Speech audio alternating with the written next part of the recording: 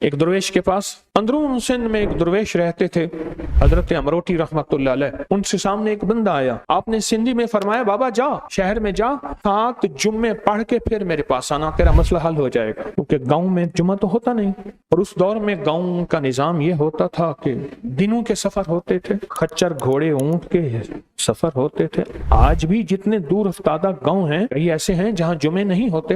اب وہ بیچارہ کس طرح کیا گاؤں کا سفر، 7 جمعے پڑھ کے آیا، یعنی شہر میں جمعے کے دن جاتا ہوگا، اور 7 جمعے پڑھ کے جب شیخ کی خدمت میں آیا نا سامنے، فرمایا جا تیرا جادو ٹوٹ گیا، تیرے مسئلے حل ہو گئے۔ اور پھر فرمایا اصل میں تجھے صاحب نسبت لوگوں کی محفلوں میں بھیجنا چاہتا تھا۔ سارے مجمع میں کوئی ایک دانہ، کوئی ایک موتی ایسا ہوتا ہے جس کی وجہ سے رحمت اترتی ہے، جس کی وجہ سے عطا اترتی ہے، جس کی وجہ سے کرم نازل ہوتا ہے، اور جس کی وجہ سے اس کی بے بہا عنایات کی بارش ہوتی ہے، اور ایک دانے یا ایک موتی اس مجمع میں ہوتا ہے اور اس کی وجہ سے سارے رنگے جاتے ہیں، آباد اور شاد ہو جاتے ہیں۔ ایک موتی ایسا ہوتا ہے، ہر چشمے دی قدر کریں متا کئیں چ آب حیات ہوئے، ہر فقیر دی قدر کریں مچا کئیں دی خضر حیات ہوئے۔ کیا پتا کسی میں خضر ہو۔